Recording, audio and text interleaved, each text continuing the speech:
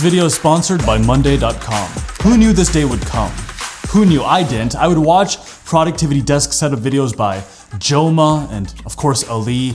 Thomas Frank has an amazing video about setting up your workspace. Matt D'Avella never made one, but by golly, it looks glorious. It's so clean. I think he probably just spends half his day cleaning. And there I was, stuck at my parents' house, in a bedroom, a tiny walnut desk, screens tilted in a cramped space, looking at these amazing setups and thinking, you know, the revolution is coming. The bourgeois must be destroyed. And yet, here I am, I've become the very thing I swore to destroy. But it also has been like the best investment I've made, maybe in like the last 2 years. This goes for all the cameras, all the lenses. And even last year when I first moved into this house, I was working at a kitchen table, a really uncomfortable, small, tiny chair. The whole experience of just looking over at my screen and trying to type off my laptop was very uncomfortable. So much of one's life experience and so much of knowledge work is centered around the desk. So I actually wish I would have done this a long time ago. Even when I felt like I might not have had the money, I wish I would have kind of saved up and gone for this first. This is my upgraded productivity desk setup. It's not God tier, but I think it is pretty interesting, and hopefully there's something you can take away, something you can bring to your own setup. So let's start with the hardware. I'm on the MacBook Pro 2020. Ever since I interviewed my dad on my channel, he's just been like uncharacteristically nice to me, and he's been recommending that I upgrade to the Mac Mini for faster editing on these YouTube videos. I hear it's like a great bang for your buck, but I'm currently waiting out. I believe there's a new MacBook M1X computer coming out in November, so I'm gearing up for that because I think the editing on that is gonna be amazing. Till then, the work computer that I was given from my company is a MacBook Pro 2020, and last year when my videographer Thomas started working with me, I bought a laptop just for him with a 1TB SSD so that he could import files and do a more streamlined edit. The monitor is an LG 49-inch ultra-wide monitor. After watching videos by Ali Abdaal and Joma Tech and a few other YouTubers in the software engineering community, this is a monitor that I've been wanting for a long time, but didn't feel I could dish out the money for. It's a little bit pricey. LG did not send it to me for free, but the experience of using it has been so incredible, especially because I can like read an article or a book on Kindle and have a notes page open at the same time, and also have a separate section of the monitor free if I want to drag and import files or download assets to edit these videos faster. It's basically two 27-inch monitors just combined without a bezel in the middle. And if you are a content creator yourself, or if it's helpful for you to have multiple tabs open that you can see like in full display without having to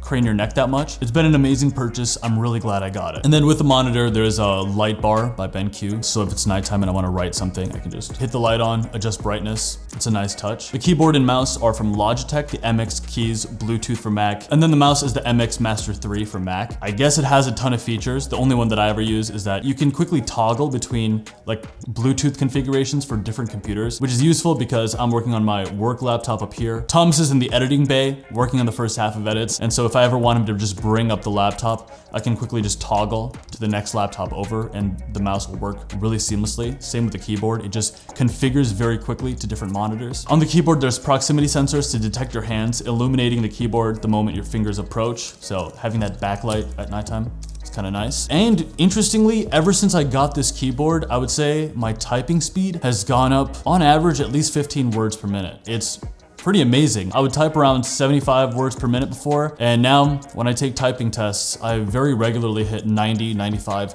even 100 words per minute. I also have a Magic Trackpad 2. It's convenient for scrolling side to side or just doing those fun MacBook swipe configurations. It's more convenient than scrolling. This is so bougie.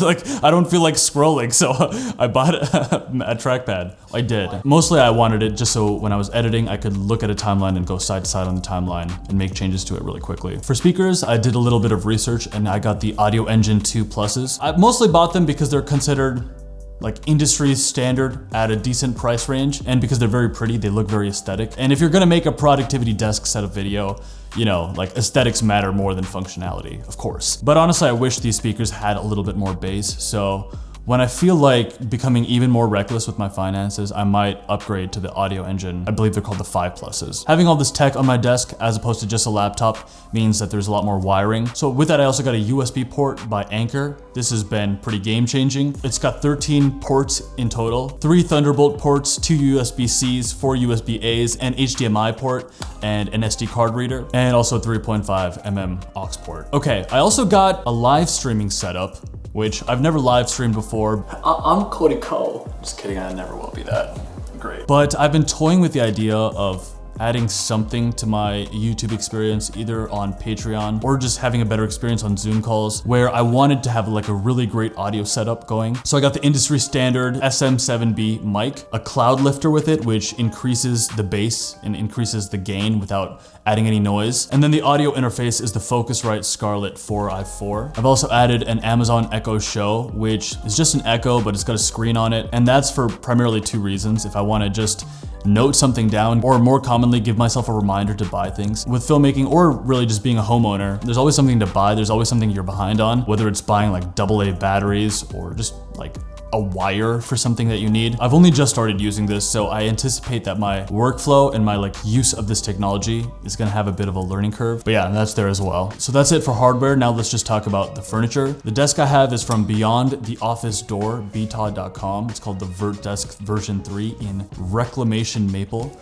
The whole color palette that I'm going for is like wood and steel and gray, kind of like a tough, cool guy vibe that I'm trying to give, except for tiny red accents because Sinbad the Sailor, his color is red. So it's a standing desk, so of course you can just configure it so that you can one touch different buttons to different heights. But there's also voice control, so I can use voice control to adjust the height settings. I don't know why you'd need that, but you know, if you want to feel a little bit more like Tony Stark, I guess you can use voice control. I was looking at the Fully Jarvis, which seems to be what every other YouTuber is using, but Beyond the Office Door has all the features in those other desks, but it's like half the price. I would actually highly recommend checking out this company. Well, you can get the cool YouTuber's desk, but just at half the cost. The chair is extremely fancy. Aeron by Herman Miller. It's a Herman Miller chair. See, these are the things that Fight Club has warned us against. You should never be excited about an office chair. You shouldn't be excited about any of this stuff. I'm becoming someone I despise, okay? But dang it, it feels good.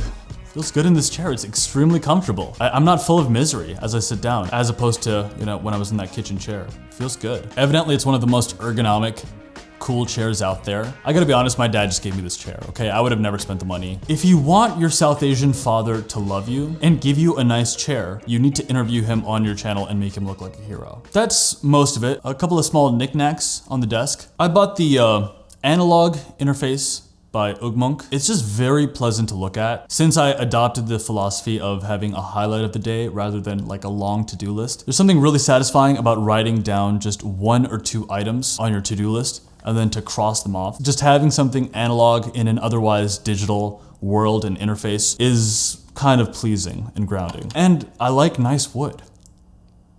I've also been trying out this journal. It's a brand new journal called the Heroes Journal. I've been having little conversations with myself about how to gamify my life, make life a little more of an RPG as a motivating method to get more done, because I'm a nerd like that. And I know you are too, okay? So don't laugh at me. Sometimes I just like to think of myself as just an RPG character, and then I can just dissociate from my emotions better and focus on task completion. This journal has my quest for the day. It says to seize the day, I can do 1, 2, and 3. I can add more general notes, and then a little thing for today's threats. So this one, it's pretty much the same function as the analog, but there's a little more room in it. I can write things like I'm grateful for. It's a little more of like an introspective journal, but there's not a lot you have to write with each page. So I'm experimenting using it and enjoying it. And then honestly, my favorite productivity tool is just like paper. I use printer paper, the extra long kind, which seems kind of silly, but it's kind of just a reminder that you don't actually need any of this stuff to be productive. Intention matters the most. And on paper, I like to do what I call a mindstorm. Brian Tracy said if he could have any one thing to help him focus, it would just be pen and paper, because when you're writing down an intention, a goal, just brainstorming a plan with pen and paper, just making a list, whatever it is, just getting it out there, kind of processing what's kind of swimming around in your brain on paper. Just keep it really simple. Then you can drown out like external noise. You can think more creatively. Things seep into your subconscious better when you write things out, and especially if you were to maybe write out some ideas at night and then wake up in the morning, you definitely wake up with new, fresh ideas. So whenever I feel stuck, and that's all the time, then I just write down a question at the top of a piece of paper and then make a list about how I could solve this problem or what I should be working on, what I should do. And then because all of these intentions are like in the moment, immediate, there's something I need to deal with right now, but they're not gonna be relevant forever. There's something about that whole planning thing that I like to just throw it away once I'm done with it. So I like it just being like paper. It's not something that I have to store in a journal. When it's in a journal, I feel like it has to be clean and it has to be something that I can look back on and think on. It has to be really nicely written out. But if it's just paper that I can recycle, it's a great creative tool. A big thank you to the sponsor of this video, Monday.com, which in addition to my physical environment, has been a great complement to me making YouTube videos. Last month in June, we managed to make 2 Director Series videos, which if you don't know, those tend to be the videos that I'm the most proud of on this channel. Regardless of views and engagement, which they tend to do fine in, they're definitely the most dynamic videos on my channel and